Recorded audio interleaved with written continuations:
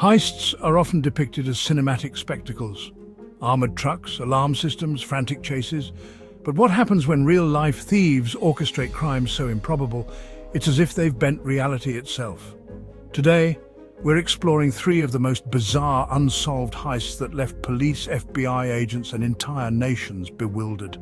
From invaluable masterpieces vanishing in the dead of night to a sky-high hijacker who disappeared into legend, each case challenges our sense of what's possible. Stick around for our final story, which features a theft so cunning and elaborate that even decades of investigations can't fully explain how the criminals escaped. If you're mesmerized by audacious break-ins and impossible escapes, subscribe now so you won't miss next Saturday's episode, where we tackle a whole new realm of jaw-dropping true crime revelations.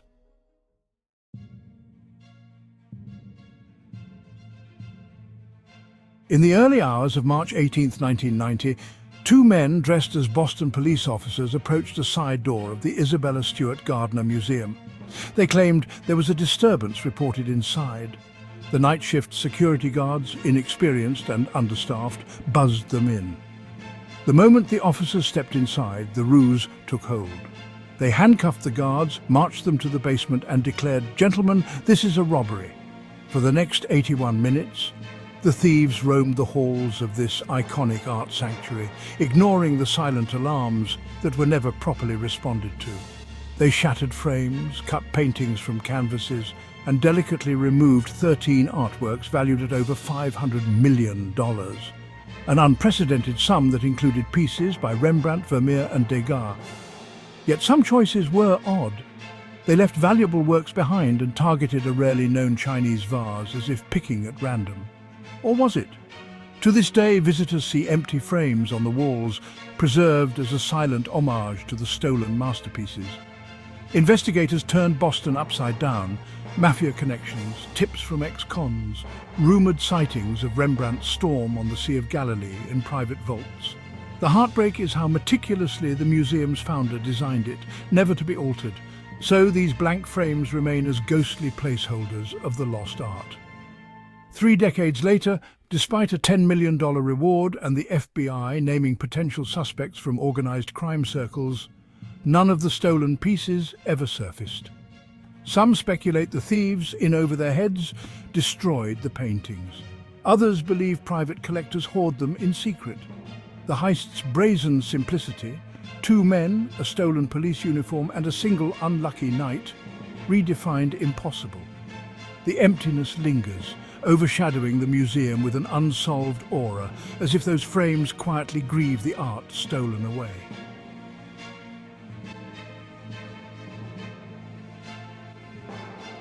On November 24, 1971, a calm, well-dressed passenger boarded Northwest Orient Flight 305 out of Portland, Oregon. He gave the name Dan Cooper. Mid-flight, he slid a note to a flight attendant claiming a bomb was in his briefcase. Demanding $200,000 in ransom and 4 parachutes, Cooper's manner remained polite yet chilling. Once they landed in Seattle, authorities paid the ransom and passengers were released. Cooper then instructed the plane to take off again, heading for Mexico City, flying low and slow to facilitate a potential jump. Somewhere over the dense forest near the Washington-Oregon border, this mysterious hijacker lowered the 727's rear air stair and leapt into a stormy night wearing a thin suit, loafers and a basic parachute. By the time the plane safely landed, Cooper was gone, vanished without a trace. The FBI launched one of the biggest manhunts in US history, scouring forests, rivers, farmland. All they ever found was a small bundle of ransom money on a riverbank in 1980. Multiple suspects emerged, ex-paratroopers, a grieving father, petty criminals seeking a big break, but nothing stuck. Many FBI agents believe he didn't survive the leap. Others are convinced Cooper outsmarted them, living under an alias.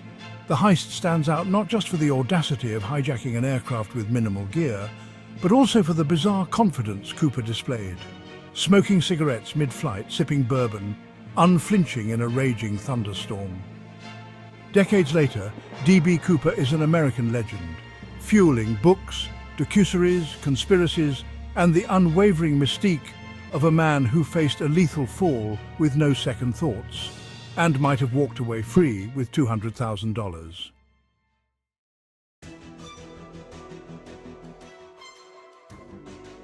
Our final impossible crime, the Antwerp Diamond Vault break-in. Antwerp is the diamond capital of the world. Beneath the Antwerp Diamond Centre lay a high-tech vault boasting advanced sensors, infrared detection, seismic alarms, Doppler radar, a lock with over 100 million possible combinations, and a magnetic field barrier. It was hailed as impregnable. Yet in 2003, a group led by Leonardo Notarbartolo orchestrated a multi-million-dollar theft so meticulously planned, it almost reads like a science fiction novel. For at least 2 years, Notarbartolo posed as an Italian gem dealer, renting an office in the building. He studied guard routines, tested sensor vulnerabilities, and even replaced security camera feeds with looped footage. On the heist weekend, they bypassed the main alarm system, disabling the sensors without triggering a single alarm. The thieves removed diamonds, gold, and other valuables estimated at over $100 million. Investigators found traces of snack wrappers and water bottles inside the vault, suggesting the thieves took their time. Then they vanished. The aftermath stunned the diamond industry. The vault door was left open, but how did they fool every sensor?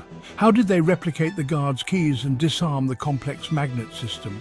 While Notarbartolo was eventually arrested due to a stray sandwich containing his DNA near the crime scene, most of his accomplices and the bulk of the loot remain unaccounted for.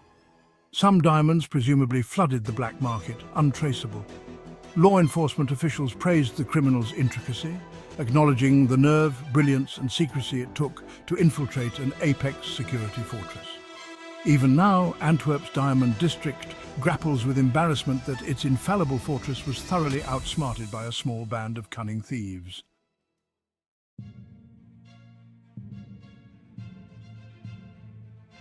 From masterpieces stolen in Boston to a skyjacker disappearing in a thunderstorm and a diamond center laid bare by cunning criminals, these heists push the boundaries of reality.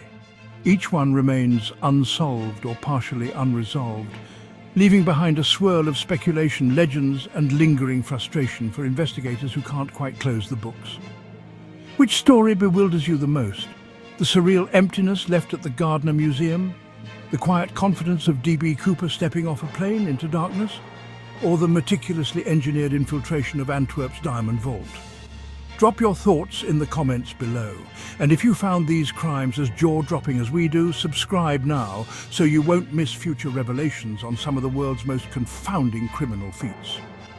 Next Saturday's episode dives even deeper into the unexpected corners of true crime. So keep your eyes peeled.